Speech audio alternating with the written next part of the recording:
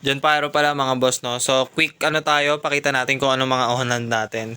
So, hindi pa pala ito lahat. So, may paparating tayo this week. So, yung mga kulang natin sa listahan, yun na yun yung mga paparating natin. So, unahin natin dito sa fountain natin.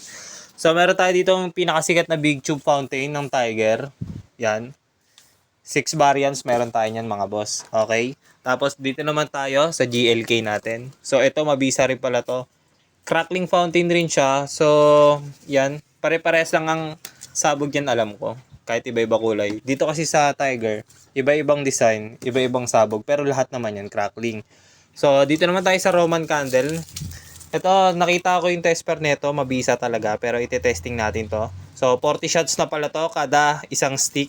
So, per piece pa lang benta natin dito mga boss ha.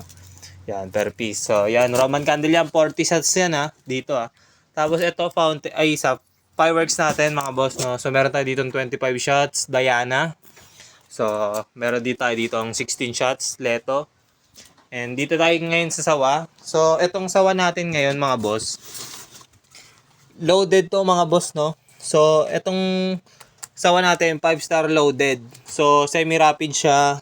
Tapos double whistle siya. So mag-whistle muna sa una, whistle ulit sa pang-last. So bali ganito rin yung inano ko nung last year, pero yung last year kasi titanium. So, yung titanium rin natin parating this week. So, ito. Meron tayo ditong giant whistle bomb. So, meron tayo ding test pair na dito, mga boss. May sample test pair na tayo dyan. So, solid to. Malakas yung sabog.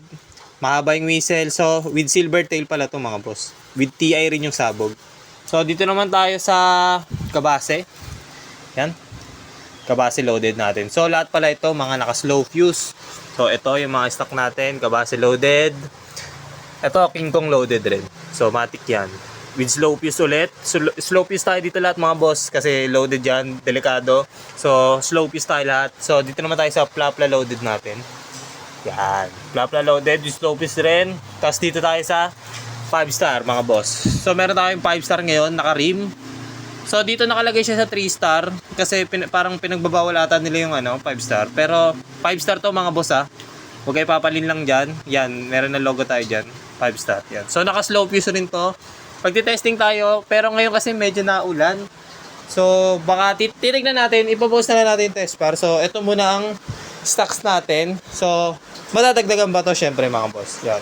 Sa mga gustong bumili, PM lang kayo, meron tayong FB account, FB page, meron rin tayong TikTok account. So sa TikTok account natin, medyo hinay lang tayo doon kasi lagi tayong nababan. So, mga boss, peace.